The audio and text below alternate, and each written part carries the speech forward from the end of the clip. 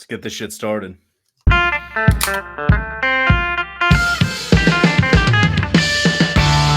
is the Down and Dirty Dynasty Fantasy Football Podcast with your host, Nick Anderson.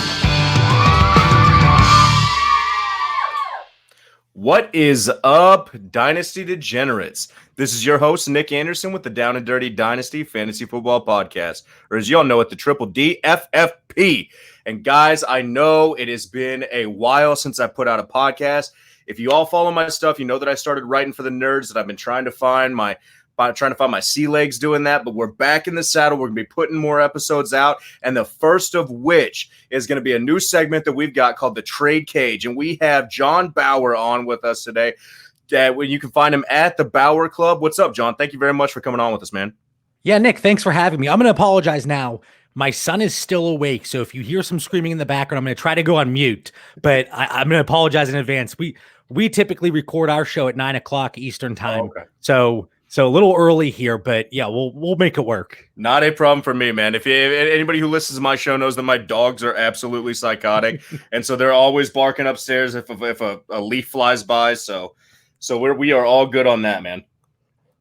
So why don't you tell everybody where they can find you? Holy shit, that margarita is strong.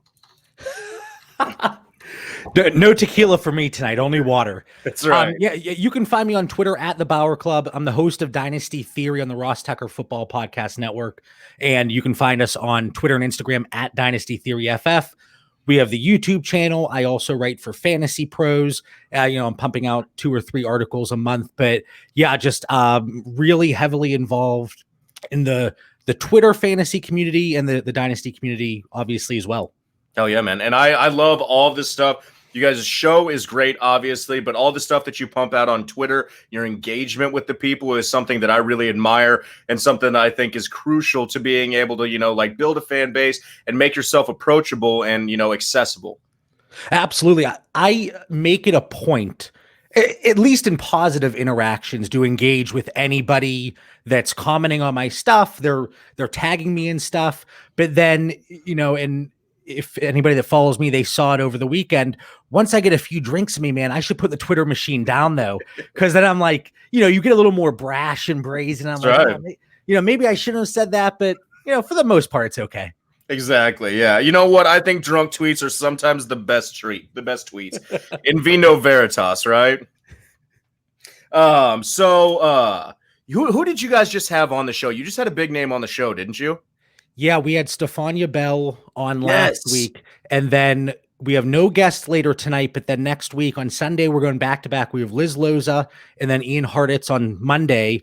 And then the following week, we have, who do we have that week? We have Bill and Josh. They're from the Fantasy Timeline. Okay. And then the next day, I believe we have Field Yates on the show.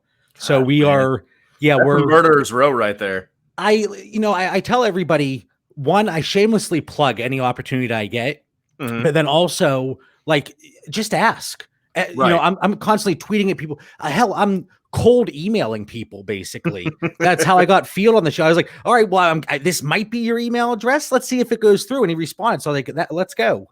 And that's what I've heard from every single, person who's been successful in the industry is you just got to shoot your shot. I mean, for any startup podcast out there, I mean, I consider mine a very, very much a startup podcast, but anybody like that, I mean, all you have to do is shoot your shot. I had my first guest on the show was Eitan Mozia, and to have him on as my first fucking guest on the show was such a big deal to me. So, I mean, that's it's so awesome that people come on like that, and you guys are absolutely killing it. Stefania Bell's awesome, by the way. She, as knowledgeable as she is, she was just as nice and personable. Though, she was talking to us before and after the show, so down to earth. You would never know that she's one of the biggest personalities in the fantasy industry based on the conversations we had with her. She was fantastic. I mean, what more could you ask for in a person, Humble and talented. Exactly. Yep. All right. So today we are going to be doing a new segment that was birthed from a Twitter conversation, okay? So we started talking about our favorite Nicolas Cage movies. And I said that mine, obviously, was Con Air. Okay. Somebody else talked about Face Off. I got into a debate about the dual-sided gold-plated 1911 pistols that they have in that. So we talked about that. And from that mind child, we birthed an idea that's called the trade cage. And in this segment, we're going to be doing, it's basically going to be a buy, sell, and hold segment, okay? So the buys are going to be Con Air because they're flying high, baby. The holds are going to be the Rock because they're stable and a little bit underappreciated, and the sells are going to be Bangkok Dangerous because you need to get out now, okay? So this is going to be our new buy, sell, and trade segment because I fucking love Nick Cage, all right? Go ahead. Have you seen, it's on YouTube, it's like 10 minutes. The title of it's like 10 minutes of Nicolas Cage losing his shit. And it's just clips. You after the show, Nick, go do that and then get back to me. Let me know what you think. And it's just clips from all of his movies. And it's absolutely incredible. Like the one, he's talking about filing papers. He's like, it goes in alphabetical order, A, B, C, D. And he goes all the way through the alphabet. And it's just like, that's the scene. And it's absolutely brilliant. You could never find a more interesting person if you tried. The fact that he named his son Kal-El after Superman, the fact that he bought an island and then lost an island. I think he was the originator of the owning a monkey trend. Like the guy is just, he's ahead of the curve in every way except financially and talent-wise. So let's get started. Those are two things that you don't want to be behind the curve in. I mean, yeah, I get it, okay? But we all can't be stars, okay? I mean, he is a star, but we can't be the best at everything. So let's get into our Con Airs of fantasy football today, which are going to be the buys. So, John, let's hear what your buys are off the top of your head right now. Now, this is one that I know a lot of people disagree with, and it seems like, and it's similar with every fan base, but especially with Chicago Bears fans, it seems like they're extremely pessimistic about David Montgomery. Mm-hmm. And I know last year it was not, a glowing endorsement for how we should feel about him moving forward, but that offensive line was bad. He wasn't getting help from the passing game in Mitchell Trubisky.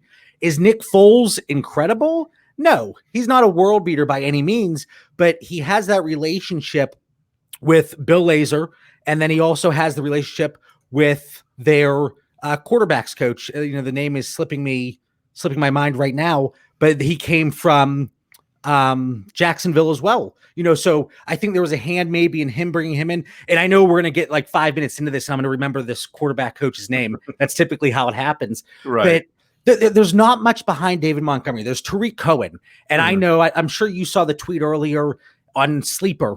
Everybody's adding Artavis Pierce. That's one of the only other guys on that depth chart. Mm-hmm. And, you look ahead at 2020 per Sharp Football Stats. And this is tricky because you have to take this with a grain of salt, because how often do we look at strength of schedule and it changes as the season progresses, but they have the 6th easiest schedule as of now based on Vegas forecasted win totals. So there's going to be a lot of opportunity there for David Montgomery. And I talked about Nick Foles.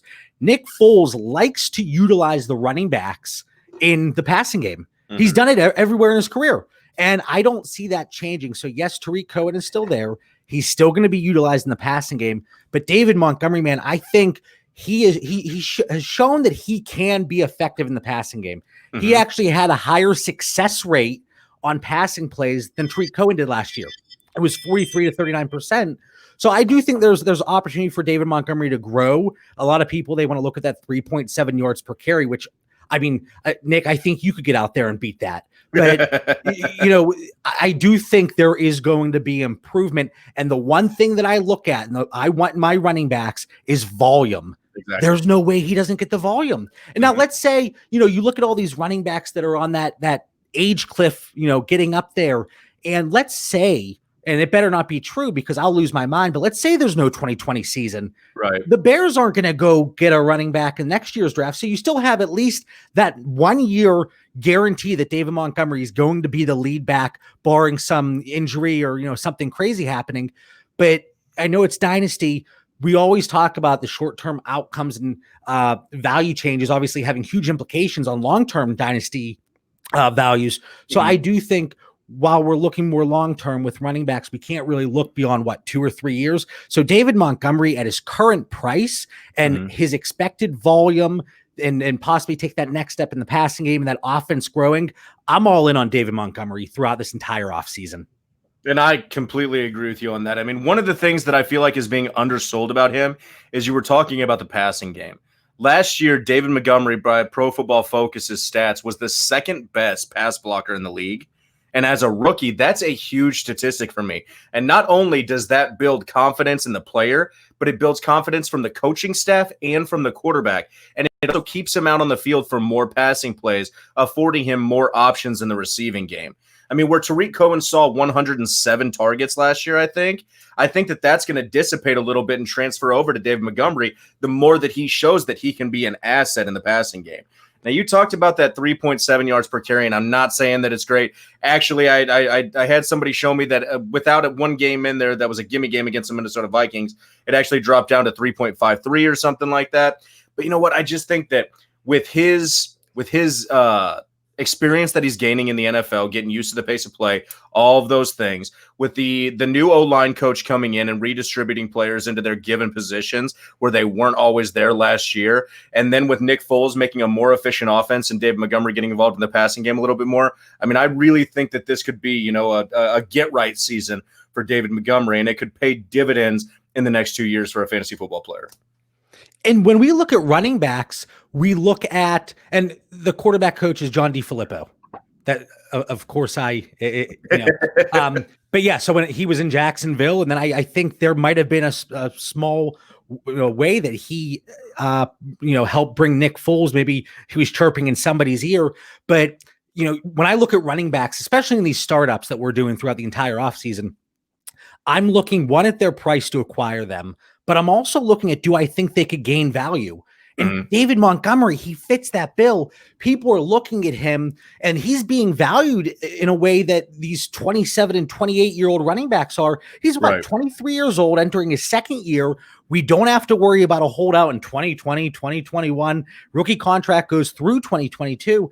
That's, stability. And, they could have looked for any running back in the draft this year, and they didn't. So for me, David Montgomery, while, like I said, it did not look pretty in 2019, sign me up. And I had an argument about that the other day, talking about 2020's draft being indicative of their faith in at least what they have in David Montgomery. And I understand that they had other woes on the team that they needed to address with their early picks. But going Cole Kmet after they acquired Jimmy Graham, going Cole Kmet over at Cam Akers and a J.K. Dobbins tells me that they are comfortable with what they have at the running back position right now. Because the acquisition of Jimmy Graham would have been a better Band-Aid, in my opinion, than what they had in David Montgomery if people are making him out to be the worst player in the NFL, And so they have to have some sense of stability in what they have right there to take Kmet over Akers and Dobbins for me. And if 20% of your active roster isn't tight ends, then I don't think you know how to manage your roster.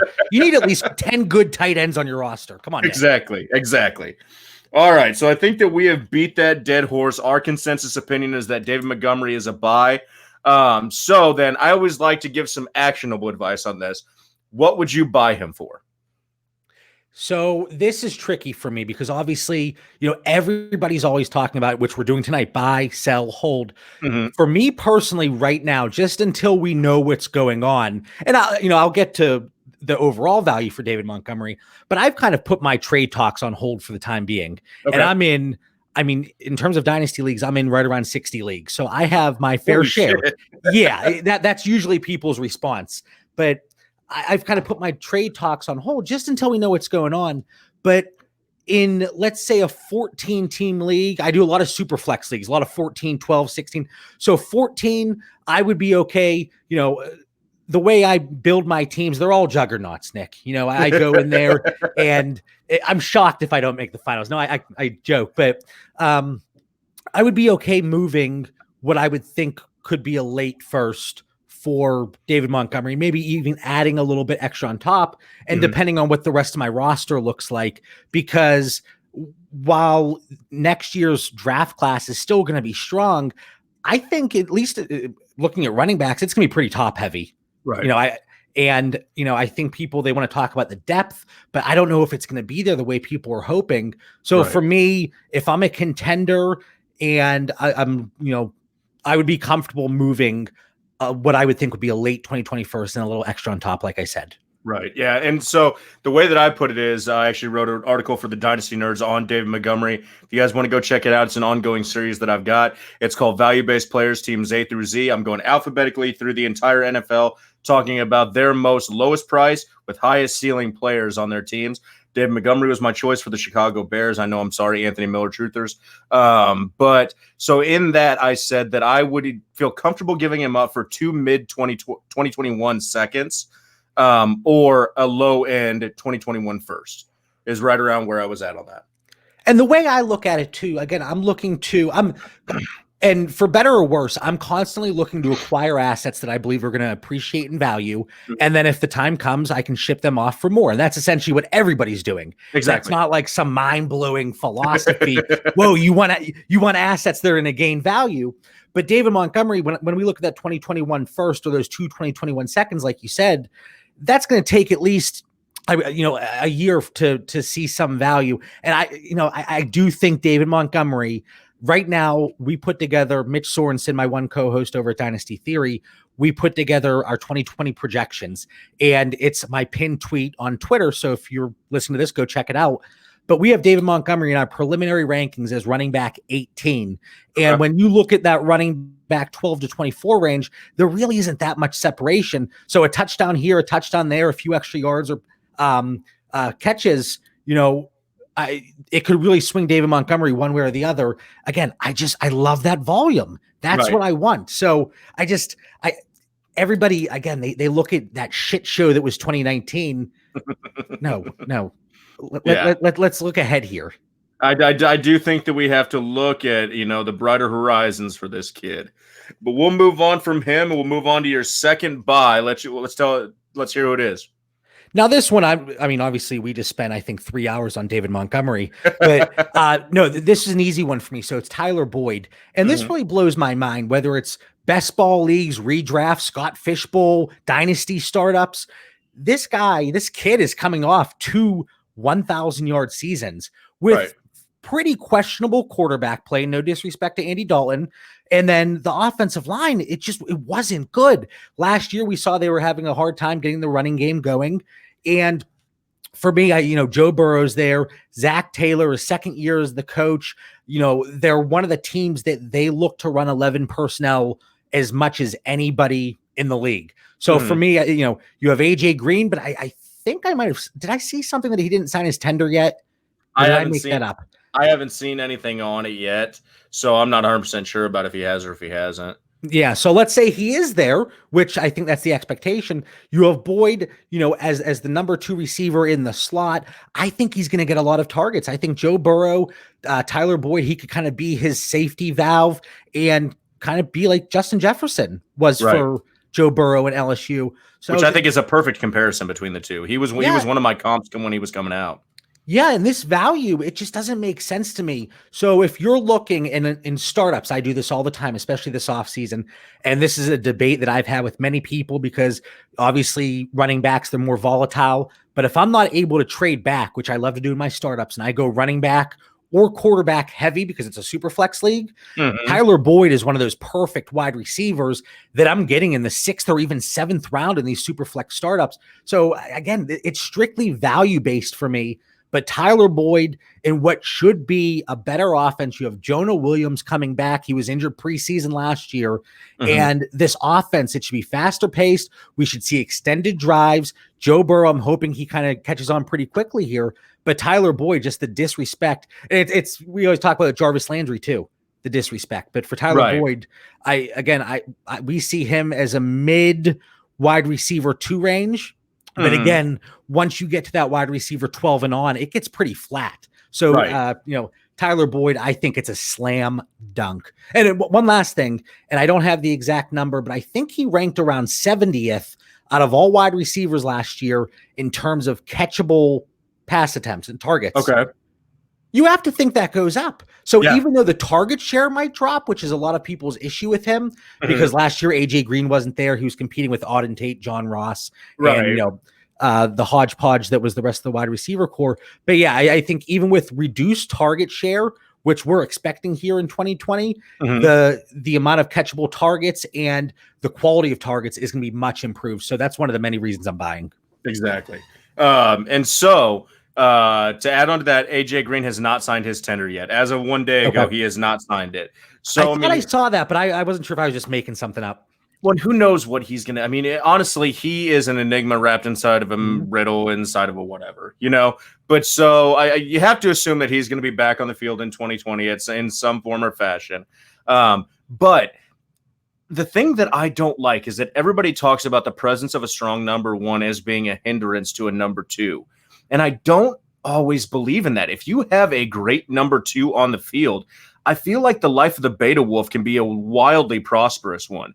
You get the secondary coverages when last year he didn't have AJ Green to pull the big coverages, you get to feast over there while AJ Green's getting double coverage. And I think that even going into 2021, 2022 with a guy who I am wildly high on in T. Higgins, he's still going to have that benefit. He's going to have that big man who's going to have to be respected out there on the outside. And he's just going to get to eat with the number two coverage.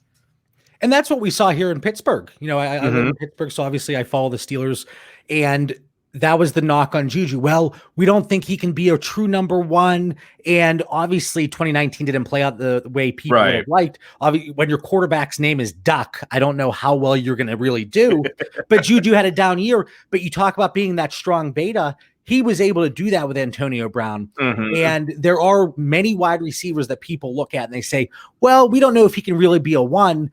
And it typically comes with these slot receivers, I feel like. And Tyler Boyd, he can be one of those number ones that's coming out of the slot, an Adam Thielen type player that, yes, he's not your prototypical wide receiver one, but if he's going to get the targets and on a team that's probably going to have a lot of negative game scripts, again, sign me up. The disrespect is mind blowing.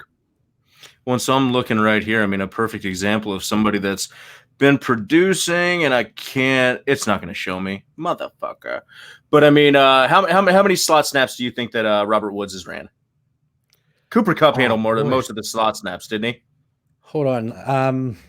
I can look that up real quick. But yeah, I mean, either or of those guys, talking about a tandem over there, is that they can both be mutually successful with one performing in the slot and the other one not. I mean, and that's where Tyler Boyd's going to eat with his time in Cincinnati. And the accuracy of Joe Burrow's balls that equated out to like a 93% catch percentage for Justin Jefferson is going to be the same thing that Tyler Boyd is going to be able to benefit from in Cincinnati. Right. So if we're looking at snap percentage out of the slot, and you mentioned the Rams. Let's scroll here. Yeah, so Cooper Kupp 67% of the time out of the slot. And then scrolling. Got to go to page 2 for Mr. Robert Woods. Robert Woods 35% of the time. But then that's tricky because we saw with the Rams, I don't want to get too off topic, but we saw with the Rams, they transitioned to more of that 12 personnel towards the end of the season. So we have, Higbee and Everett, and then Woods kind of getting pushed more to the outside. We'll get into Higbee here in a bit. Yeah, I think we're going to have a little throwdown there. I might storm off the show out of anger, but we'll see. All right, so basically, Tyler Boyd is going to be living it up with the life of the beta. He has, AJ Green in front of him right now, and might have T. Higgins being the number one big man out in Cincinnati for years to come. But the connection that him and Joe Burrow have the ability to be able to cultivate this year is going to be next level, especially with the player profile that he has, similar to Justin Jefferson's. So we see Tyler Boyd as a buy right now. Because of the depth at the wide receiver position, I would not be willing to give up a first for Boyd. I don't think that would be in the realm of outcomes for me, but I would definitely give up, a high second, maybe a couple picks, but not a first for me. How do you feel about that? See, this is tricky because, again, when I obviously take part in a lot of startups, like I said, Mhm. and a lot of the startups, they might have included the rookies or they included the rookie picks. And I feel like for the most part, I think I would be willing. Again, this is very dependent on the way my team is. And Right. when I typically draft, I'm looking for depth. So I'm trading back a lot as much as I can. Mhm. But if I think I'm one wide receiver away, maybe Tyler Boyd is that guy, but I do think you can get him for less than a first, especially if the owner that has him in your league Mhm. doesn't see themselves as a contender. Right. You might be, some people, they panic. They think, oh, I gotta get rid of these guys because I'm not a contender, which is absolutely the wrong mindset. Right. But maybe you could get them for, 2 future seconds, Mhm. kind of like we talked about with your assessment of the value for David Montgomery. Right. But, it's tough for me to go out and buy Tyler Boyd because I have so much of Tyler Boyd already. Well, and the craziest part for me, if we're talking about startups with him, is that he's going around ADP 74, 75 in startups, according to playerprofiler.com. And then you look at guys like Jerry Jeudy, who's going up at like 47 Yep. in Yep. ADP. And now I'm not saying that Jerry Jeudy isn't probably going to be a better wide receiver in the NFL than Tyler Boyd is, but I'm also not guaranteeing that. Rookie picks are so subjective, and their transition into the NFL is always so suspect, And he goes into an offense where they have a Cortland Sutton, which is better than an AJ Green at this point in his career, So when we're looking at those ADPs, it's just a wild value for Tyler Boyd at 74, 75. And you compare him to Jerry Jeudy, and I love that because you look at both teams and their makeup and what they want to do and what they're going to have to do. There's going to be at least 100 pass attempt differential there between the Bengals and the Broncos. And I actually redraft Dynasty. I believe Tyler Boyd, if you take a look over the next 3 years, will be a more productive fantasy receiver than Jerry Jeudy. And people could say that's a hot take. I just don't think that's a hot take. But then you look at ADP and people, but then again, I always say with ADP, it only takes one person in your league to really like a player to jack up their ADP. So, but yeah, Tyler Boyd for me, I have no issue taking him over Jerry Jeudy. Yep. All right, so let's move on to your next guy, KADEN Smith. Now, this is a guy that bottom of the barrel tight end. We saw him in a limited sample size last year, but weeks 12 to 17, he was tight end 8. And then when you look at the tight ends with at least 40 targets last year, KADEN Smith, actually, the quarterback rating when he was targeted was the 6th highest out of all tight ends, the 6th highest. So he was effective. He was efficient with the opportunities he had. He had the 8th most targets from weeks 12 to 17.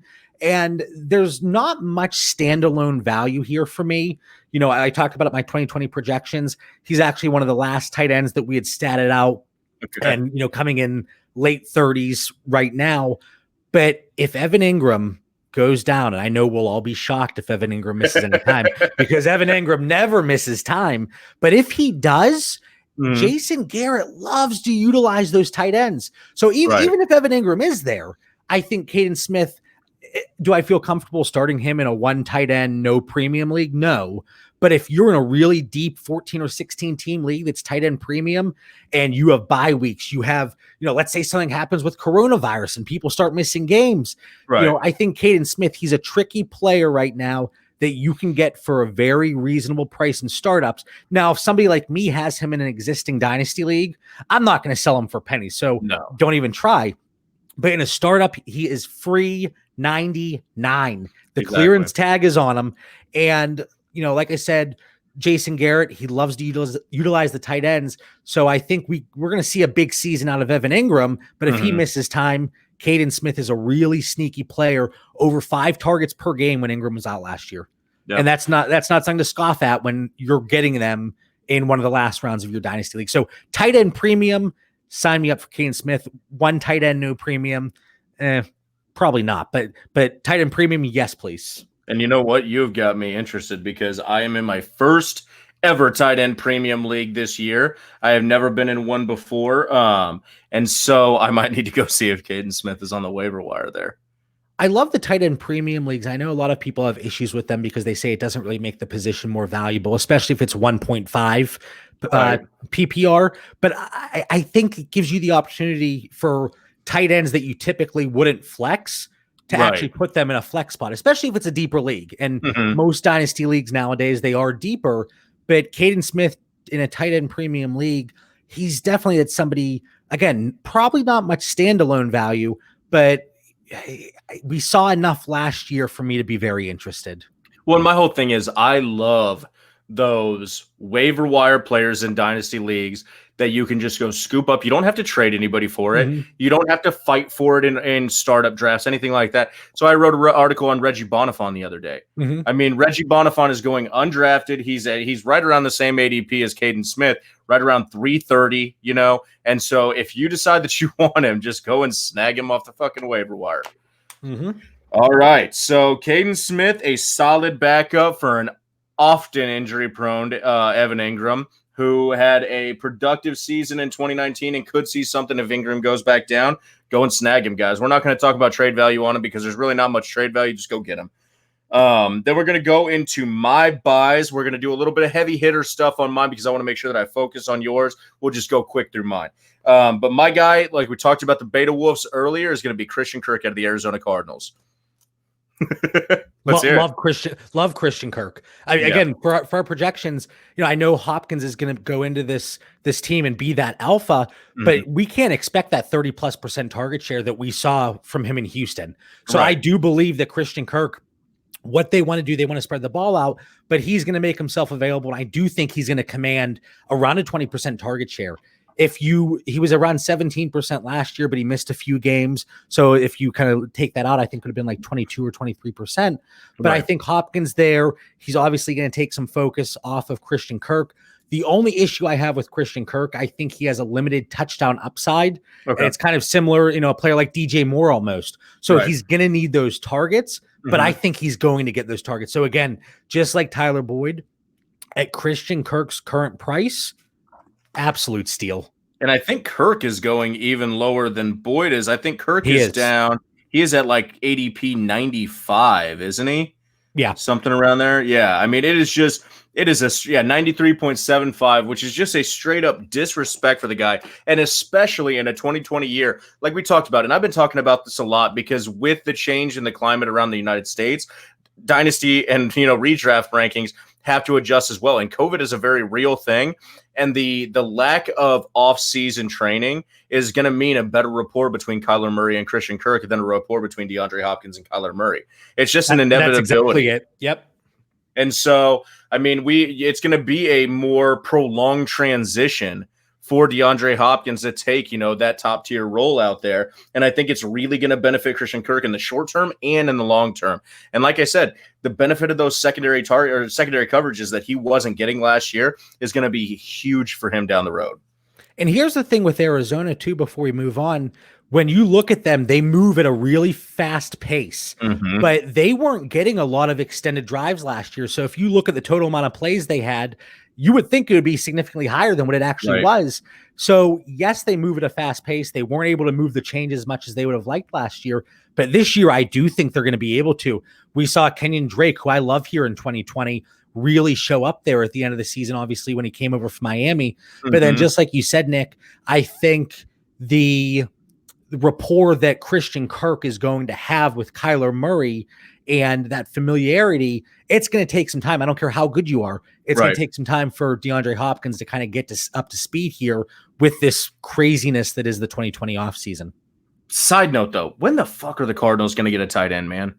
Like, when are they going to... So people are talking about Dan Arnold as a sleeper, and I just said this on another show. You can keep that 5% target share because they don't. Cliff Kingsbury's not going to use a tight end in that offense, and it's even if they get one, and it's kind of like whenever Bruce Arians went to Tampa, and people said, "Oh, OJ Howard, he's never had a tight end like OJ Howard." Well, Bruce Arians doesn't use tight ends, but he hasn't used a tight end because he didn't have OJ Howard. He didn't use them anyway.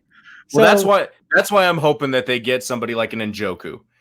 Like, you know, maybe they could trade for David Njoku because he has that physical capability that supersedes the tight end position that might be able to translate into something that the Cardinals could use. And with the tight end landscape, we're seeing this more and more. And we actually talked about this with Stefania Bell, how the tight end landscape, it's transitioning to that more athletic profile. And it's not your grandfather's tight end that was strictly there to block. And if he got 15 receptions, it's like, whoa, he's really doing something there. Right. Whereas now we're talking about like Evan Ingram's, Noah Fant, George Irv Kittle. Smith. Yeah, Irv Smith. I love Irv Smith. But, guys that can block, especially George Kittle, but they're still guys that can really show off athletically, which we haven't been used to, 15, 20 years ago. Yeah, I do think it's hilarious how everybody's talking about, this and that with the tight end landscape. And I'm like, dude, let's just be happy that this isn't like a fucking dumpster like it's been in years past. We are blessed to be able to have disputes about the tight end position because it is so prosperous right now.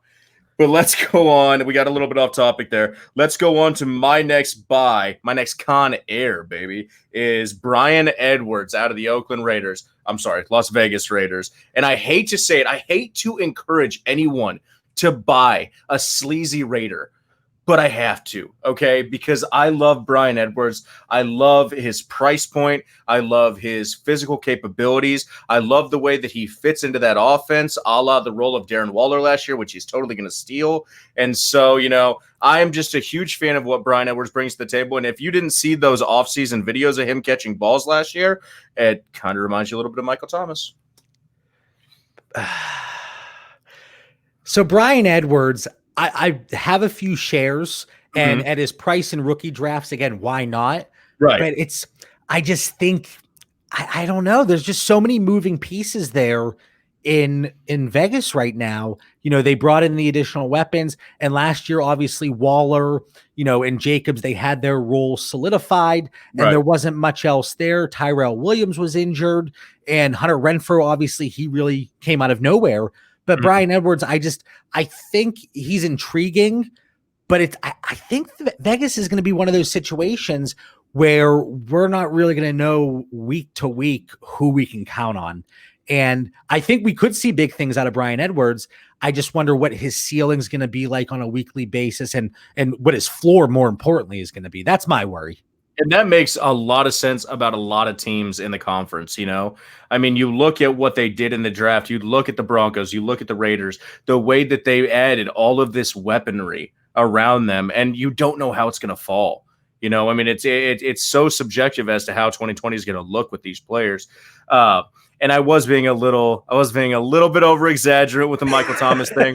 If there was any side, and I was just like, if there was ever anybody that Bryan Edwards actually reminded me of, is another South Carolina boy by the name of Alshon Jeffrey.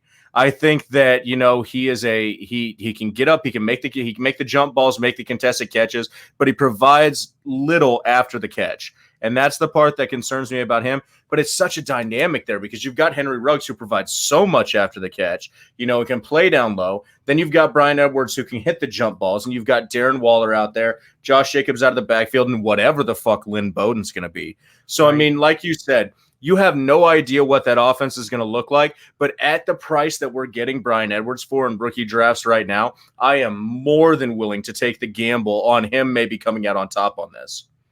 He was a player, again, at his price, absolutely fine with him. But, you talked about Ruggs. Ruggs is actually a guy that I have a short list of players, and he's on it, of guys that if I'm wrong on them, I'm okay with it. I said I'm in 60 Dynasty leagues. I don't have one share of Henry Ruggs. And I know it seems to be that misnomer for him and misrepresentation that they say, oh, Henry Ruggs, he's a deep threat, Deshaun Jackson light, things like that. That's not true. He can do things after the catch, like you just mentioned, and he can go deep. So many things going on in this offense. And while the Derek Carr situation, we don't know if he's going to be there beyond 2020, but we'll see what that offensive looks like, because it's one of the more intriguing offenses because of all the moving pieces. So it will be interesting. And to add on to the Ruggs factor, like I said, I mean, I do acknowledge a lot of pros in his game. I mean, his ability to be able to snag the ball and not lose any speed on the run is incredible. Everything that his route running ability is top notch. His speed, everything is great. But the press coverage on him and his 185 weight scares the shit out of me about those crossing routes that he made his hay on in the NCAA. In the NFL, if you get whacked on one of those motherfuckers, you're going to start thinking about coming across the middle again. So, and for my man's sake, for Darren Waller's sake, who you're going to bash here shortly, I hope Ruggs is not involved in the middle of the field because I want my guy to eat. Exactly. So let's move on to my last Con Air. My last buy is my boy DJ Chark, who I feel like is being consistently undervalued, consistently hated upon. He is still a young wide receiver with the ball being thrown to him by, admittedly, a question mark in Gardner Minshew. But I think that he's a hopeful question mark for me. I don't know about everybody else. I don't know where everybody else's head is at on it. And I know that everybody's talking about tanking for Trevor and all this shit, But I think that Gardner Minshew has the ability to be able to float some decent offensive weapons this year. And we saw, granted, I think that DJ Chark's numbers were better with Nick Foles behind the helm. But I think that with Gardner Minshew there, they had a rapport. He's a great big-bodied wide receiver. And I'm also a little biased because I picked him up in his rookie draft and I held on to him until he flourished, And so we all have that love for our children like that. But I think that with what he's been able to produce, I think it was like a top 14 performance last year. And moving on with that, explosion of talent, I think that he's going to be a definite buy at his price point. When the offseason started, I remember this specifically because I got bashed for it, but I tweeted this out and I said, DJ Chark is going to be one of the more overvalued wide receivers.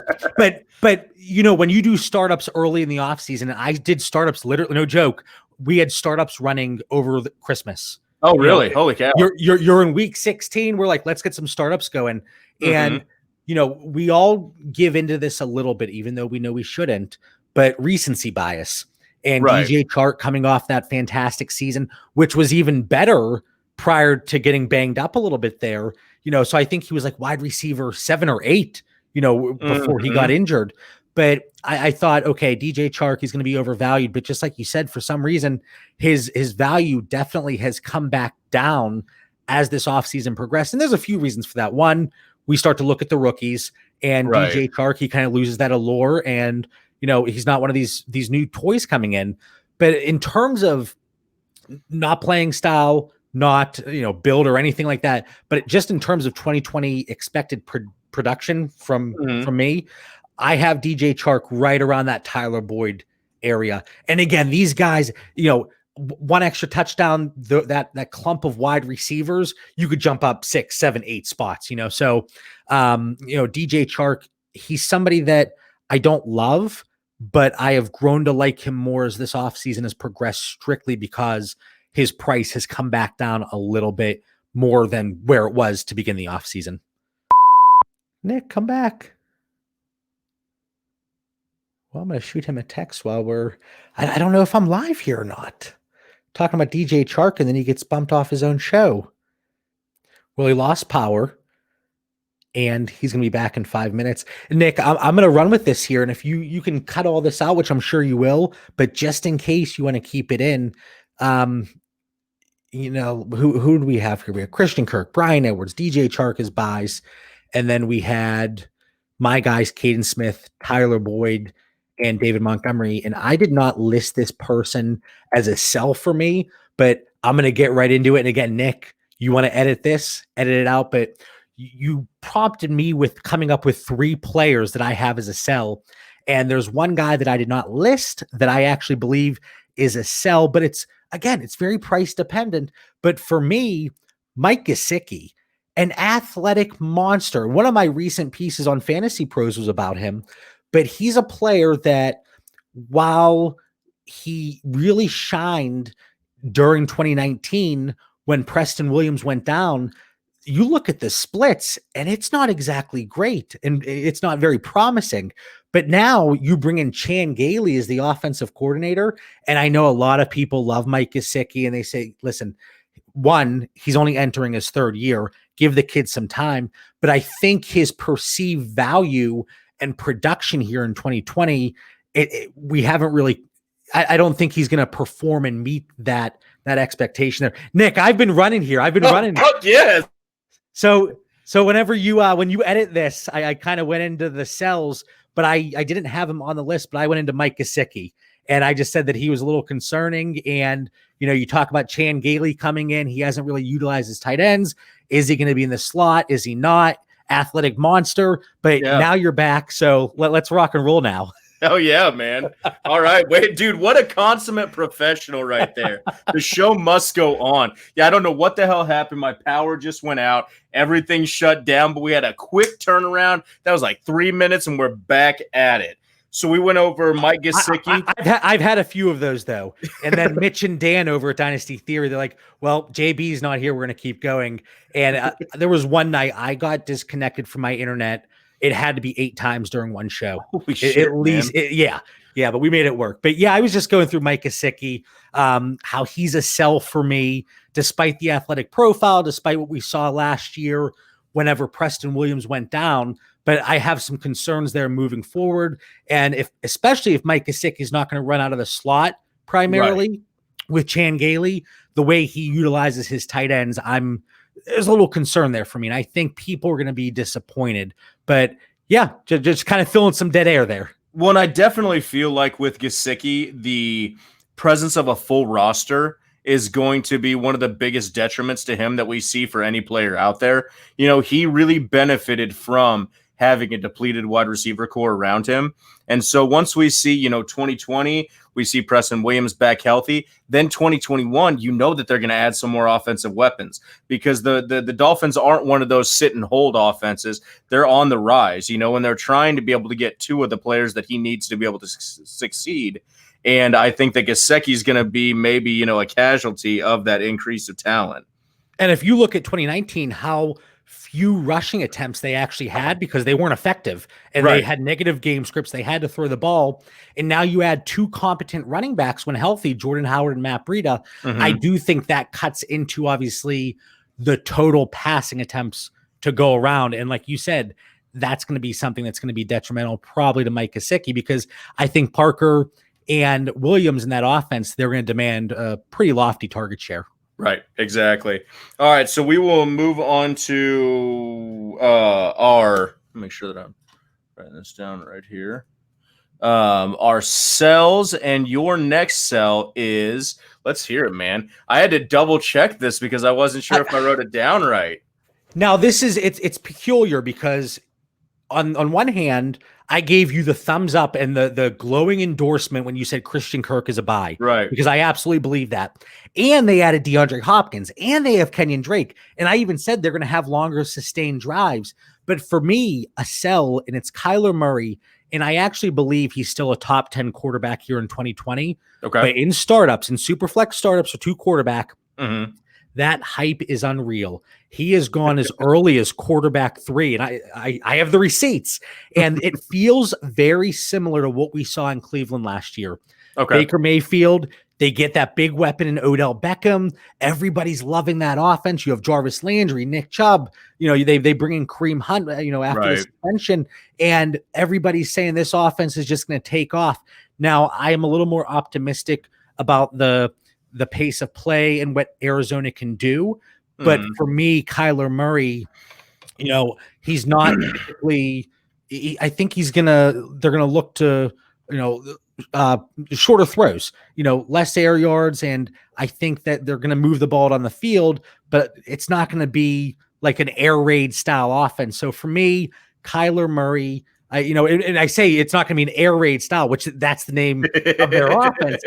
So people are probably listening. What the fuck is this guy literally talking about? I think it's a lot of shorter pass attempts. So, there I had to catch myself because I feel like when listeners hear one mistake or anything. Oh yeah, that's what you hear about. Oh yeah, exactly. I said an expression wrong the one time, and I had a listener reach out to me that I messed up the expression. I'm like, I'm not a fucking literature major. Like exactly. But yeah, so while it is the air raid offense, I think it's going to be, shorter passes. You're going to get Kenyon Drake. You still have Larry Fitzgerald. You have Christian Kirk that we talked about, but that average depth of target's going to be a little bit shorter. And I just don't think. I think the expectation right now on Kyler Murray is he's going to be a top 3 or 4 quarterback. and he's not going to be. So, because I like to get off topic here, I am curious, what's your take on Andy Isabella? Where do you think he ever, if he does, falls into the offense? Especially when you're talking about, like a change in the guard and the offensive scheme and all that stuff. Do you ever think that there's a chance that he can fall into production there? Yeah, again, you look at his athletic profile, and you mentioned Player Profiler earlier, and they obviously have all the measurables and the metrics, and they have the bar charts. And Andy Isabella, he's one of those guys that he just jumps off the charts. And when you look at his college production and his measurables, any wide receiver model, and even draft capital, every wide receiver model, he really pops off the page. But we didn't see much from him last year. And I don't know if we're going to see much in 2020. But Larry Fitzgerald, he can't possibly play forever, can he? I know he's been good and great previously, but I would think that 2020 might be his last year. So now you possibly have Andy Isabella come in. I think we're going to see him in a lot of 4 wide receiver sets, but I don't see him as being, a guy that you're confident in playing and comfortable playing. Even in the flex. Yeah, we don't even have him as we have Larry Fitzgerald coming in at 56, and we have him above Andy Isabella here in 2020. So I'm just curious because there's some guys that names might have faded, people have forgotten about, but I haven't forgotten about Andy Isabella. I remember the hype videos of him training with Randy Moss in the offseason and all that stuff. So I mean, I'm still always just kind of trying to gauge other people's values of people that might not be on everybody's radar because nobody's talking about Izzy right now. And so that's usually where the value lies. And you saw last year, when he was drafted, Cliff Kingsbury, he jumps up. He's like, yeah, we got our guy. Right. And that was everybody was really excited about that. But, Andy Isabella is one of those guys in startups. You can get him for free. Oh, yeah. Obviously, you're getting him at the tail end of a startup. But in existing leagues, and I always try to compare the value between a startup and existing leagues. So, Nick, if you have Andy Isabella, I'm probably not going to be able to get him for market value from you because most likely if you have him on your roster, you were a truther or you still have hope. And see, I would turn him for a third and then nothing less because a fourth is of no consequence to me. Like I get no benefit from it, but a third, at least I can make a little bit off of it. I can see that value match what it did probably when his draft class. I don't remember exactly what he went for, but I'd turn him for a third right now, nothing lower. And I think he kind of falls in line similarly to JJ Arcega-Whiteside out there in Philadelphia. They had that solid draft capital.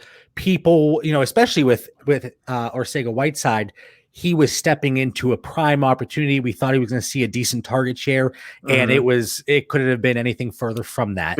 But he did get the opportunity though. He shit the bed. I know, but yeah, Andy Isabella, he's definitely intriguing.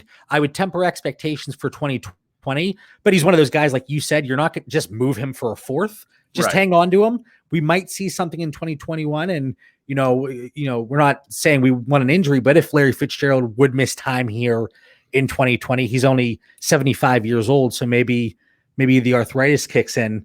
But maybe we do see something here in 2020. Right. So let's get back to our Bangkok dangerous players in the trade cage. And we were talking about Kyler Murray. And you know what? I'm actually when you put it out in that format, I agree with you about capitalizing on his hype because when you talk about him being the third quarterback behind a Patrick Mahomes and Lamar Jackson, no matter what he does, unless, he just pops off the fucking page and throws for 4,500, 5,000 yards this year, runs for 800 and, has fucking 40 touchdowns, he's not going to be able to supersede the price point that he has right now. And so, I do love his rushing capability. That's the thing that I think that differentiates him from Baker is his ability to be able to move. I watched a video of him today, and son of a bitch is that kid fast. But if he's going as the QB3 above, the likes of Dak and even Russ, who I feel like is being disrespected left and right, then I would be selling him as well. Because I think that – go ahead. So I'm looking at our projections. We have him right now for 575 pass attempts, which is extremely substantial. Right. But again, you look at the air yards and the average depth of targets for his receivers.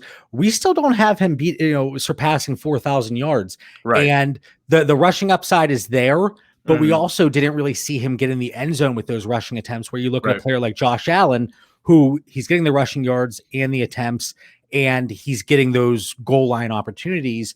So like I said, we have Kyler Murray quarterback 9. If I can capitalize and I can get that quarterback 3, 4, 5 value, I'm going to move him. But I'm not just moving a player to move them. It has to be to gain that value there. So if I can find it, you better believe I'm going to give him a call and say, pack your bags. You're on your way out. So you have him as quarterback 9 in your dynasty rankings. Quarterback 9 for 2020. Oh, okay. What do you have him in your dynasty rankings as? I would actually be okay with him, a 6, 7 range. Right. Okay. I have obviously the big 2 in Mahomes and Lamar. Right. I'm going to have Dak. I still have Deshaun Watson, and I'm still going to take Russell Wilson right now over Kyler Murray. And I feel like once you get into Deshaun Watson and Kyler Murray for me are interchangeable. I feel like Russ is above. I know that he's older, but I feel like he is above Deshaun right now for me because of the depleted weaponry that Deshaun has right now. And Russ is just Russ. He is just constant, steady Eddie, top tier. And I love what he puts out there. So, I mean, right around the Deshaun Kyler area is where I take him. But if you're taking him above a Dak and taking him above a Russ, then I think you're doing yourself a disservice. And we've seen it. But again, it all depends on when you take part in these startups. But if you did a startup after the DeAndre Hopkins trade, that's really when you saw the bump. And I saw him go 3, 4, and I was like, that's too early for me, because you're paying for him at his absolute ceiling for me. So exactly. So let's go on to our next Bangkok dangerous player. And this one's going to be a little spicy for some people. You got Josh Jacobs on it. Let's hear it. I do. And again, this has nothing to do. I love Josh Jacobs, the player, and he was my rookie number 1. He was my RB1 coming out here, in the last year's draft. But for me, there are injury concerns. He's been injured. He's been having injuries going back to his days in high school. And I know you look at all these running backs and say those injury concerns with all of them, John. Yes, but Josh Jacobs, it seems like it comes up time and time again. So that's one reason. 2, you look at players in today's game, we need that receiving upside. And I don't know if Josh Jacobs has it right now. You look at the weapons they added, and early in the offseason, they came out and said, we want Josh Jacobs to be involved in the passing game. Okay, great. You can say that, but then you extend Jalen Richard for 2 years. You bring in the Swiss Army knife that is Lynn Bowden, and then you bring in Ruggs, and then your guy Brian Edwards. And I think his upside is severely limited. I think he's going to get tremendous volume if he stays healthy. So, that's always a positive. Like I talked about with David Montgomery, we want that volume, but he's going to be very reliant on the touchdown, output here in 2020. And if I have to compare David Montgomery at his price or Josh Jacobs at his price, it's a no-brainer for me. David Montgomery is just a better value for me. Right. The health and that Raiders offensive line, it's good. And like I said, I think Jacobs is going to be heavily utilized, but if he's not involved in that passing game in PPR, and you said this might upset people, it's a little spicy. I don't think he's a top 18 running back in 2020. Oh, damn. I don't. That's a hot take right there. I don't. And again, I like him a lot. And I disagreed strongly with the people last year that were knocking him because of his usage in college. And it seems like with these running backs, I don't want to get too far off base here, but it's like if you're used too much in college, you get knocked for that. If you're not used enough in college, you get knocked for that. So it's like, what do you have to do? You have to have exactly X amount of rushing attempts. Yeah, but, you can't have over 200 rushing attempts, but can't have under 100. It's a very niche market. Yeah, but for Josh Jacobs, I do think there are concerns there. Limited upside, these lingering injuries. So it's definitely a concern for me. And I have a few shares still because I liked him a lot coming out, and I was hoping he would be used more in the passing game. But if I can capitalize on running back 7, 8, 9 value, I'll look to cash out. So, I mean, this is a trade that I talked about on another pod last week, that if I could get David Montgomery and what I would think could be an early to mid 2021 first, I'll move Josh Jacobs for that. I think that's great value right there. Without a doubt. I mean, you start talking about getting like a Chuba Hubbard or something like that, and a David Montgomery for Josh Jacobs. I'm in. I'm in all day. Right. And you talked about the receiving upside, and I know that was a narrative going into this offseason is that Josh Jacobs is going to get more active in the receiving aspect of the offense. But I mean, how many things can you take away from him there? I mean, Ruggs, you saw Ruggs was absolutely explosive in the screen game. So now you're taking away a lot of screens from Josh Jacobs. Then you talk about, the crossing routes across the middle out of the backfield for like a Lynn Bowden or something like that. Then you're taking that away from Josh Jacobs. I mean, what really is left for him at this point except to be a grinder like that old Red wants him to be, Chucky wants him to be. Right. I think that's been a reoccurring theme in his NFL career. I know that they say that he's become more progressive, but I think that he wants a grinder, Yeah, and we're looking. So again, I'm going to reference our projections here just for 2020, 26 targets. Yeah. I just don't see how, Jalen Richard is still going to be utilized. You bring in the weapons. And if Tyrell Williams is healthy, Hunter Renfro's there, I don't know how much opportunity Josh Jacobs is going to have. Yep, I completely agree. And so if you can get him at a high price point, a guy that is really buying into the hype on what he's bringing, if you can kind of pimp him into a little bit, be like, hey, Josh Jacobs is going to see some receiving targets this year, then you sell him at a premium, and I can get behind that because if there's one thing that we need to understand as dynasty owners, it's that there's no player that is untradeable. Even if you drafted them last year and they were your number one pick in the draft, and you were super, super high on their production, there's no player that doesn't have a price that you can get, that you can sell them for. Absolutely. So let's move on to our next guy. And man, you are coming at all of them right now. We got AJ Brown. And I completely agree with this, but let's hear your side. Now, this is one of those, it's another Twitter darling, and he was absolutely incredible and efficient last year in 2019. And we always talk about regression, and that's not my big knock on him.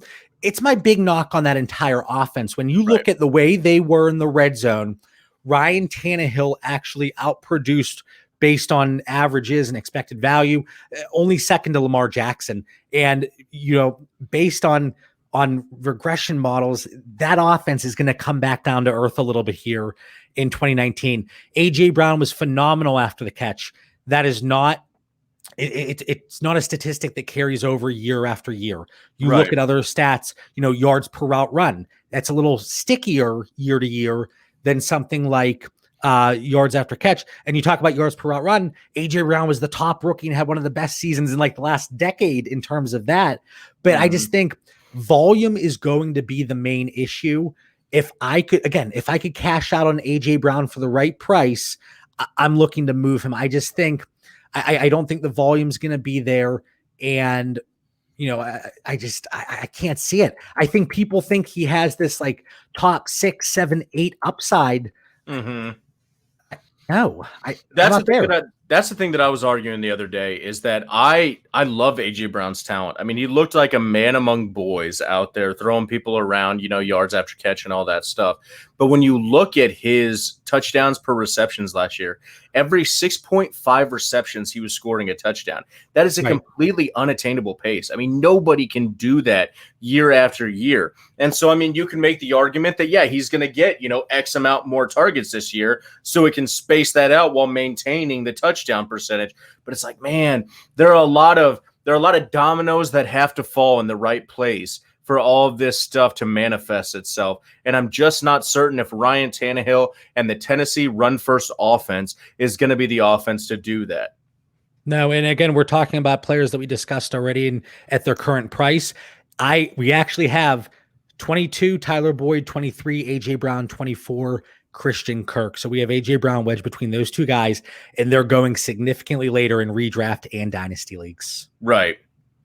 And so I am very curious, though, about how many – I don't even know where to find this stat. But I think A.J. Brown did make a little bit of hay off of screen routes last year, didn't he?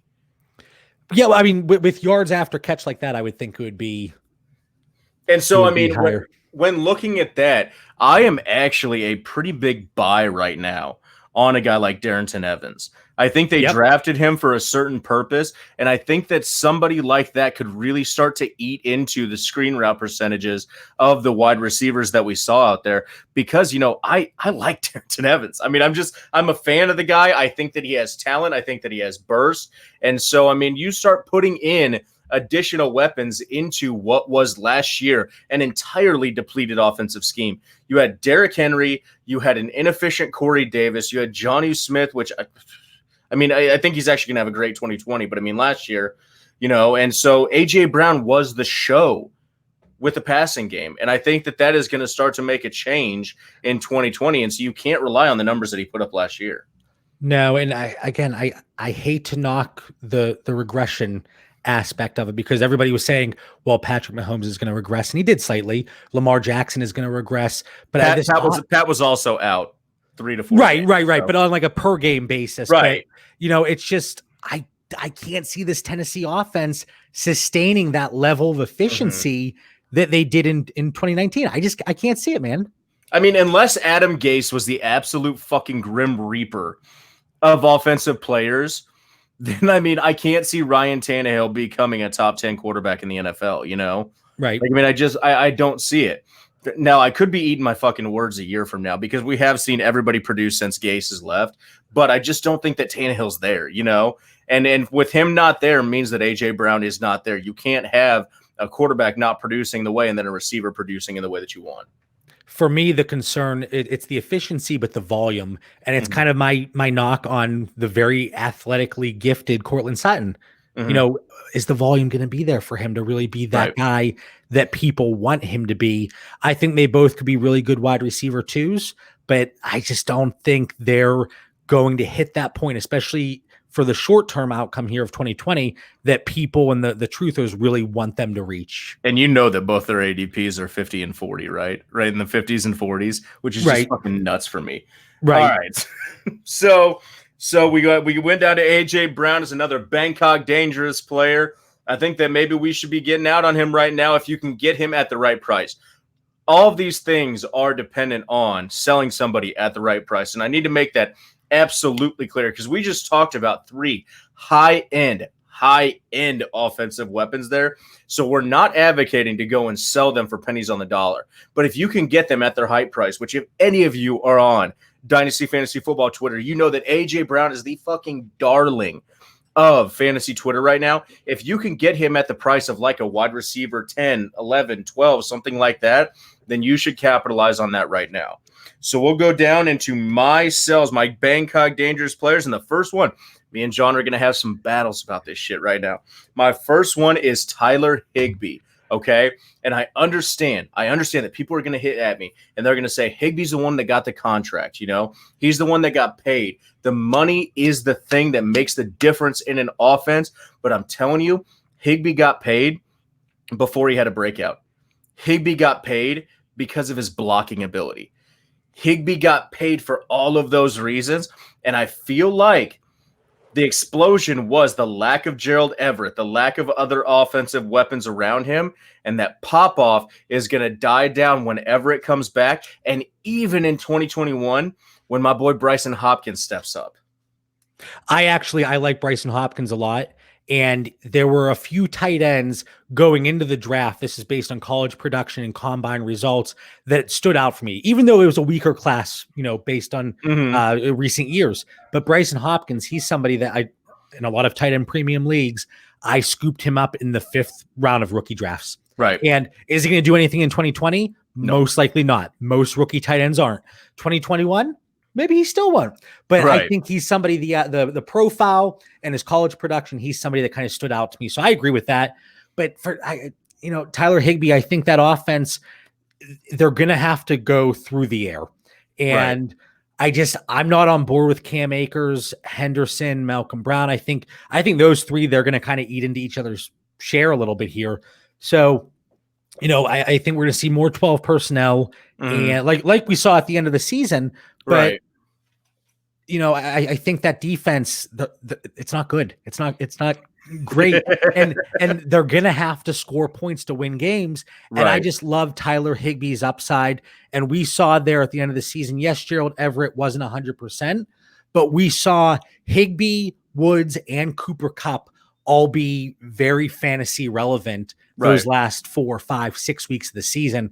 And I think that's going to continue here in 2020. And I know, Tyler Higbee, it could almost be seen as like the tight end equivalent of Damian Williams from 2019. Right. Everybody, including myself, I'm raising my hand right now. I was completely on board with Damian Williams, and he broke my heart. And, we're not on speaking terms yet, but I think we'll get there. And Tyler Higbee, he had that really great end of the season. I know it's really tough, and we shouldn't try to extrapolate out these small sample sizes, but based on what we've seen the franchise do with that contract, and I know he can block, but I do think he's going to be used still quite heavily in that passing game. So I'm still okay and on board with Tyler Higbee. So I'm not selling Higbee down the river. I don't think that he is going to have a non-productive 2020. But when we're looking at ADPs for players going into a 2020 startup, okay, we are looking at Jonnu Smith at 111.64. We're looking at my boy Irv Smith at 116.94. A guy like Blake Jarwin, who has huge upside this year, at 134.16. Hayden Hurst at 101.08. And then Tyler Higbee is up at 78.26, a full 3 rounds above even the lowest player on that list. And I just don't think, especially over a player like Hayden Hurst, that Higbee has that range of increase, that volume, that production to be able to outproduce those guys at the price point that he's going for. Yeah, when you look at where he's going, and I always say it's in my intro on Dynasty Theory, I say it's price dependent. So, right. The guys over there, they make fun of me constantly about it because that's kind of my catchphrase. But in a typical standard, non-tight end premium, Tyler Higbee probably isn't going to be somebody I'm targeting because he is in that awkward range. It's like you either get your absolute studs or you get the guys that the value that you were talking about. But this is going to upset you probably, but I think top 4 upside is in Tyler Higbee's range here in 2020. I went after him in Scott Fishbowl. I picked him up in Scott Fishbowl along with Hunter Henry. But he's a guy that we really like here in 2020. Okay, man. Well, I mean, here's the honest to God truth. I've watched this much. It's a little bit, not a lot. This much Tyler Higbee film. Looked at a ton of stats on him, okay? I am a Gerald Everett fan. I'm a fan of his athleticism, his ability out there on the field. But like I talked about earlier, I mean, and it's not something that we need to overlook. Like something I talked about when we were talking about Dave Montgomery, the ability to block keeps you out on the field and frees up dump-off passes that end up being yards after catch monsters, And so all of those things play into tight ends, ability to be able to produce. And so if Tyler Higbee can stay out there on the field, can fight off Gerald Everett, I fully think, there's the tight end market is such an insanely volatile place where a couple games can make the difference between tight end 4 and tight end 12. And so, it's, I would never say that a high-end tight end doesn't have the ability to produce, like top 4 numbers. But I just worry about the presence of Everett, the emergence of maybe a possible Cam Akers, the trio of backs that they have coming out of there. I don't know how that's going to pan out. And so, with all of the weapons that they have, they're a healthy Cooper Kupp, a healthy Robert Woods, a healthy Jared Everett, all of those things. I worry that Tyler Higbee might be at his apex of price right now, and it might be the time to get out on him. The only issue with that is I think a lot of people share your sentiment. That's true. In a lot of league chats or conversations I've had with people, it seems like they share your mindset. So that's my only issue with saying he's a sell, because I don't know in most situations if I'm going to get the return necessary that I believe he could hit. Now, maybe that's because I'm too high on Tyler Higbee, and you're saying that this guy, talking up he's off his fucking rocker right now.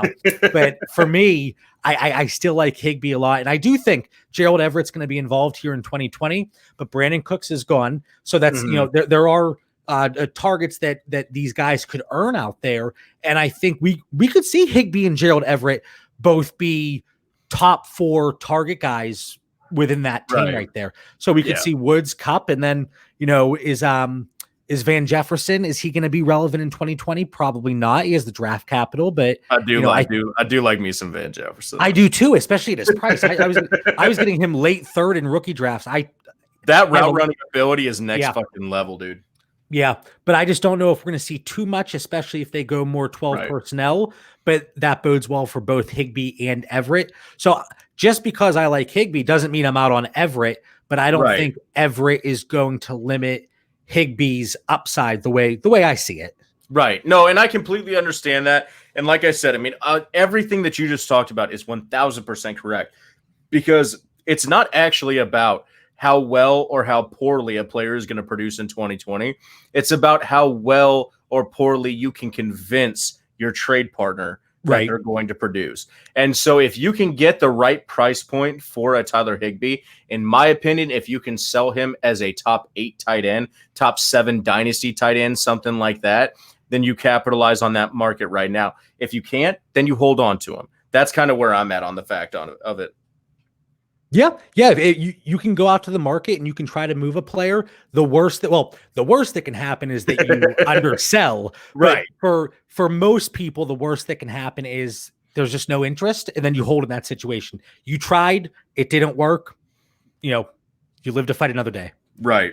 And so we'll go on to and we actually, we kind of got away from this. I want to get back into this. What would it cost you to sell Higbee right now? Oh, so is it a tight end premium league? Because again, I'm in a lot of tight end. You're in a lot of tight end premium. Let's go with tight end premiums. I have found that not even just Tyler Higbee, but in a tight end premium league, I like to have those higher end tight ends. Right. And I have found that for the most part, I value them much higher. Mm-hmm. Now, it's such a hard position to capitalize on.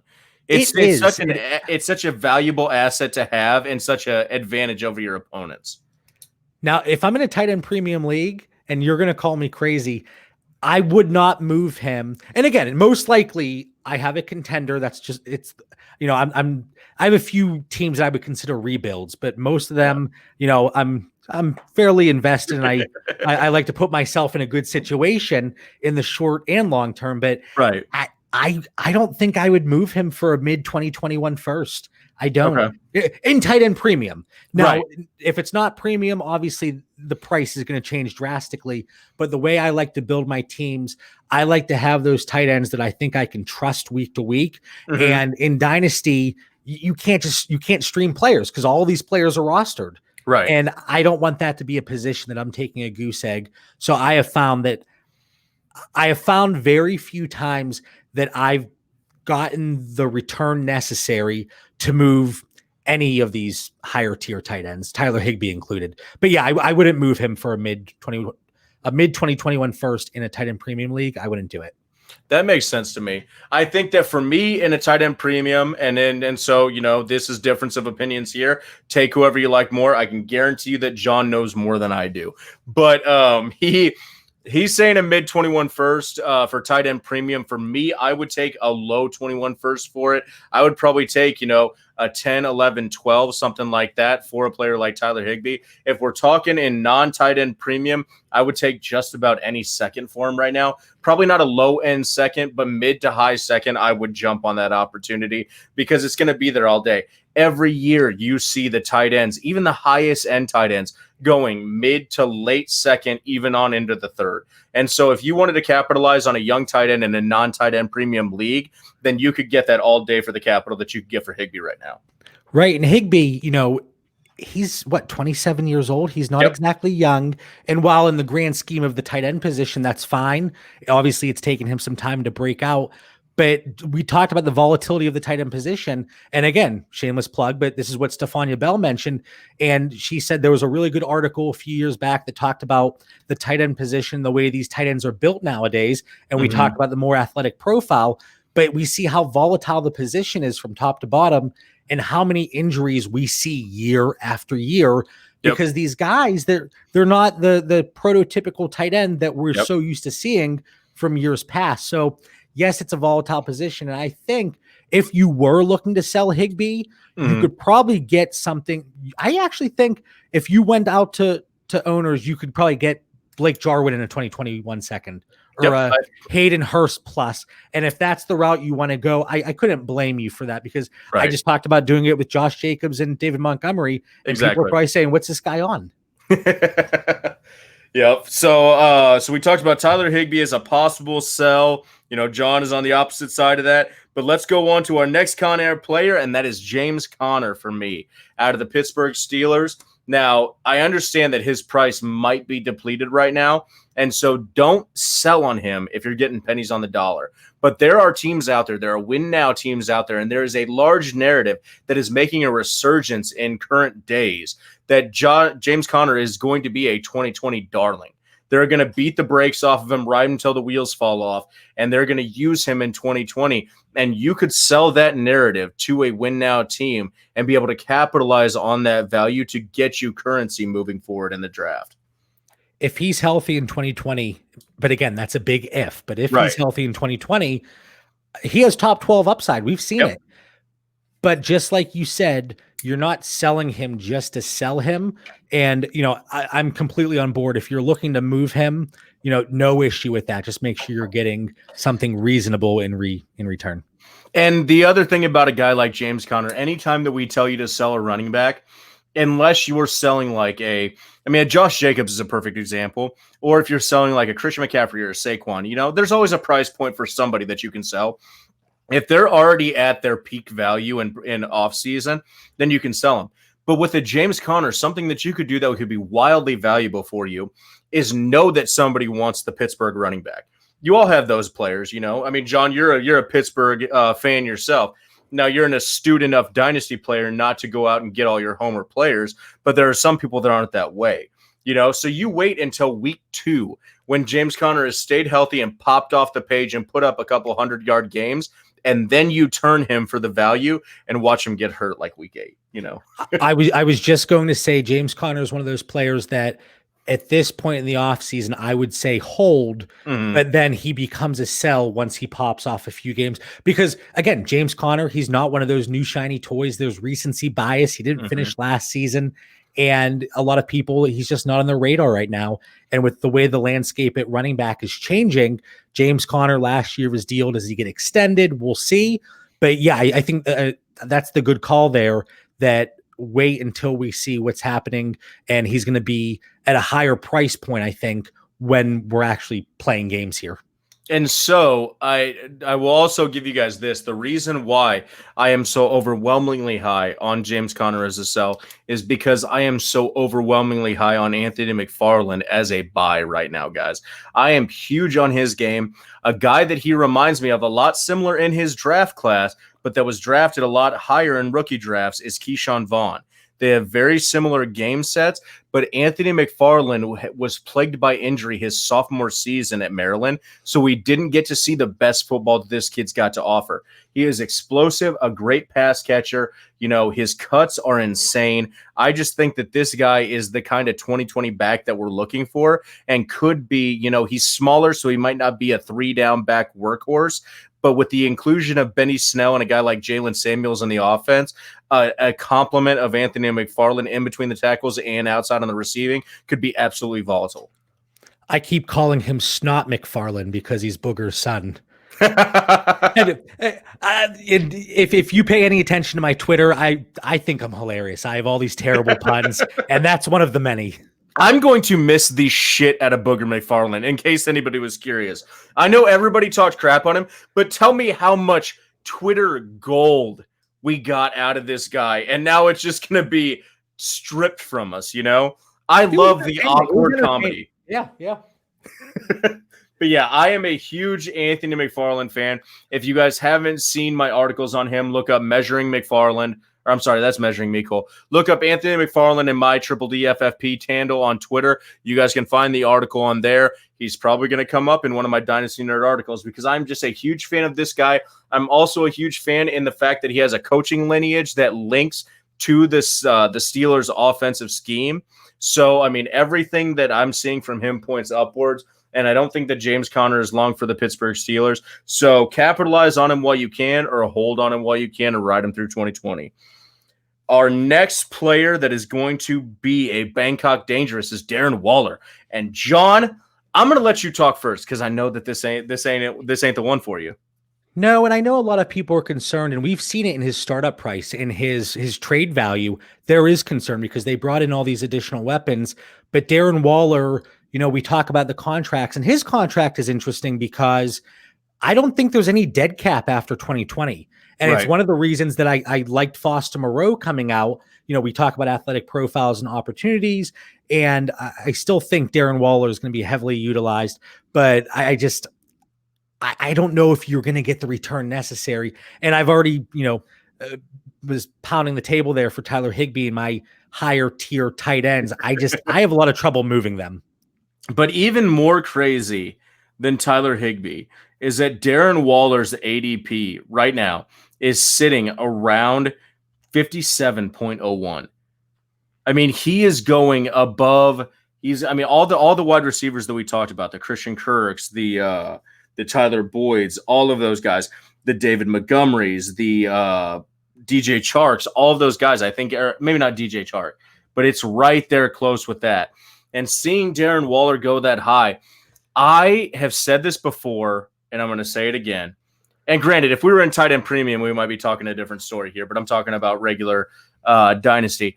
But Darren Waller, with the emergence of his 1-year production on his 26th, 27th year, I don't know exactly how old he is, but he's about up there, just gives me these heebie-jeebies of fucking Terrell Pryor. Those 1-year wonders that we've seen come into the NFL that have absolutely insane athletic metrics that have just blown you off the page, and then they produce, and then the offense changes the next year, and they don't have the same upside.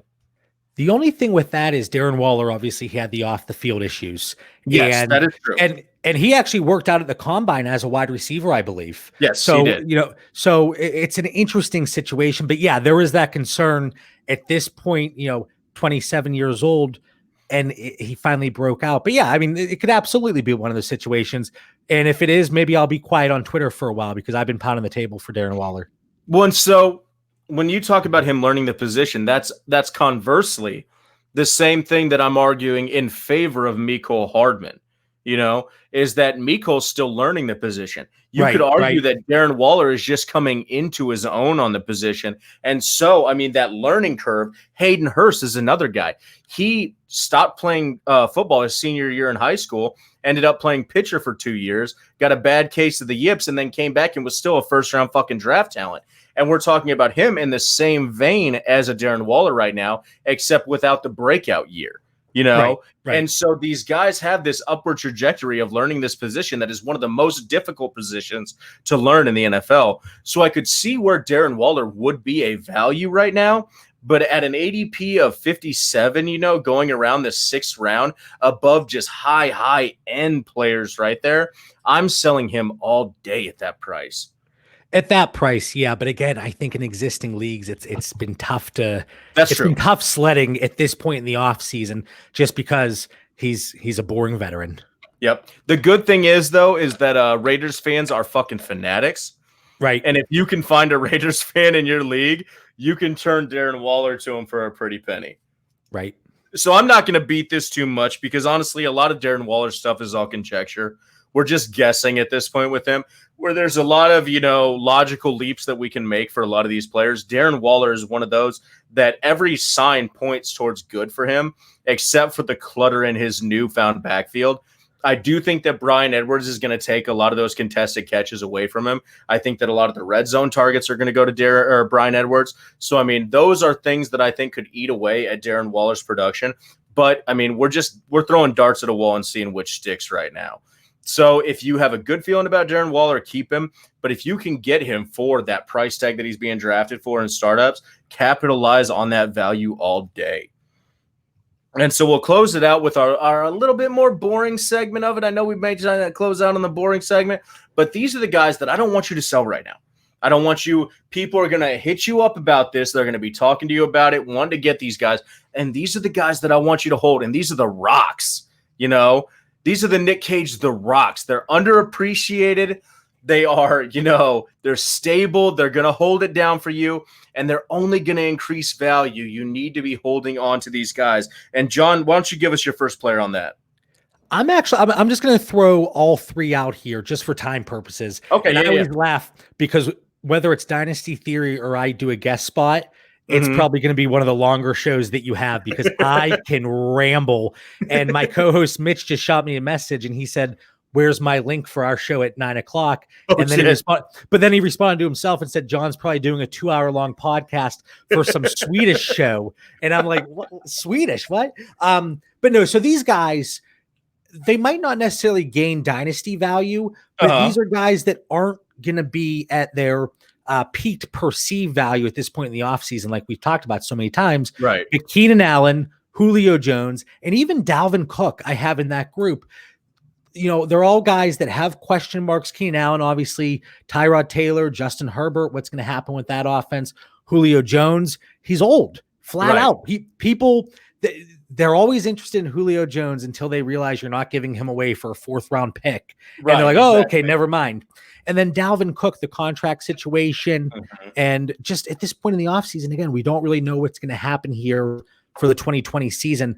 So, again, for time purposes, those three guys, they're guys that I'm not looking to move right now.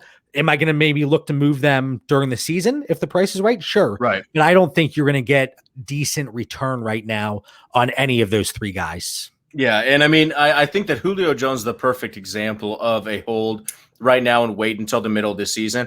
I don't know if anytime during this season there's ever a price point, unless you get an overwhelming sell for Dalvin Cook, that would sell me on him, because I think that he's been so depleted with the emergence of Alexander Madison, the contract concerns and all that stuff. I don't know if there is, unless you are getting a landslide price for him, he would be an absolute hold for me. And Keenan Allen's right around there too, because I am particularly high on Justin Herbert. I think that he is going to be one of there's a legitimate chance that Herbert could end up being the best quarterback out of this trio. We've seen it happen before where a lower end guy ends up emerging, and with the ability to be able to throw the ball to a Hunter Henry, Keenan Allen, Mike Williams, and Austin Eckler, that's a great foursome of receiving partners there. Absolutely. So let's move on to my holds. And my holds here are going to be Deebo Samuel, N'Keal Harry, and Darius Geis. So with all those guys, they all have a couple things in common here. And the number one, the paramount of all, is injuries. Okay. So you don't sell a guy post-injury for a reduced price. Deebo is still a baller. Okay. He's still the guy that you thought he was before he broke his damn foot running routes out at practice. I know that Brandon Ayuk is there. I know that Brandon Ayuk is going to have a great first couple games. I drafted him in the Scott Fish Bowl, okay? I'm super excited about the guy, but that doesn't eliminate the fact that Deebo Samuel has not only the receiving chops, but he has the grittiness and the ability to be able to handle the ball out of the backfield that you can't teach. He's got that Laviska Shenault upside to him, which is another guy that I'm super excited about. N'Keal Harry has the addition of Cam Newton, the ability to build rapport with him on a level that no other wide receiver has there, because Edelman's going to be out the door. And then you've got Darius Geis, who people are going to want to buy, but they're not going to want to give you the price on, just like you were talking about with Julio Jones. Yeah, just really quickly on all those guys, Deebo Samuel, Stephania Bell is a 49ers fan. Yes, and she said there's a concern short term just because she thinks that with the way the 49ers can compete without him, they're not going to rush him back. But she said for dynasty purposes, her value has not changed at all. N'Keal Harry, big body receiver. Cam Newton has had a relationship and good rapport with these big body receivers in the past. Kelvin Benjamin, Devin Funchess, two guys that really, but Cam Newton, he did some things with them, and Darius Geis. And I would have to say N'Keal Harry is the best of all three. Oh, without a doubt. I didn't even mention that because I thought it went without saying. But in Darius Geis, I love the kid. It's such a great story, and I think he has a great attitude. And there were obviously concerns, these false concerns with his character, and that's why he slipped in the NFL draft. But you hear great story. He's doing great story after great story. He's doing things in the community. People love him, but we just want the kid to stay healthy. And if he does, we have seen really good stretches from him. But Can he stay healthy? I don't know. But yeah, Geis, Harry, Samuel, I'm not looking. If I have them, you're not trading them right now. Absolutely not. So I love all three of those. And the most important thing about Geis is, and if you watch my show, you know that I am a huge fan of intangibles, okay? I'm a huge fan of Laviska Shenault because of his story with his father, all of those things. I'm a huge fan of Keyshawn Vaughn because I saw him do fucking push-ups in the LSU game when he fumbled the ball. There are little things that I see in a player that tell me that this dude is a fucking he's the real deal. You know, I talked to Rum Boys about Dave Montgomery, who said that he was the most stone cold interview they've ever done. Said that he was all about business. Where Deebo Samuel, AJ Brown, and Mecole Hardman were out there popping bottles, David Montgomery was sitting in the corner ready to go fucking work out.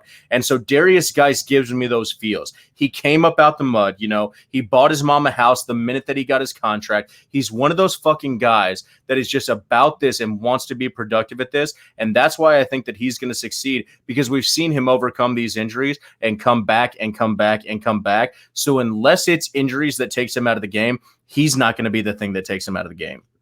He's a tough kid mentally, and he had to be. I'm pretty sure, and I hope I'm not messing this up, but the area that he grew up in was called the Bottom. And if you come out of a place called the Bottom, I don't know much about it, but you better be tough. And again, it just seems like he has such a great charisma and energy and passion for the game. So if he's healthy, like you said, the injury is the only thing that's going to keep him out. It's just we've seen a lot of injuries. Yeah. All right, you guys. Well, those are our Con Airs, our rocks, and our Bangkok Dangerous on our new segment called the Trade Cage. All right. So thank you guys very much for tuning in. John, thank you very much for coming on. Tell them where they can find you one more time. This was an absolute blast. I look at the clock. I'm like, how are we an hour and a half in? Right. It feels like it was 10 minutes, but yeah, thank you so much for having me on. You find me on Twitter at the Bauer Club. Follow the show at Dynasty Theory FF on Twitter and Instagram. And I'm going to give a quick plug to my two co-hosts, Dan Lamagna at FF Coach Dan on Twitter, and then Mitch Sorensen at Dino MC. And then check out my articles on Fantasy Pros as well. And I really appreciate it.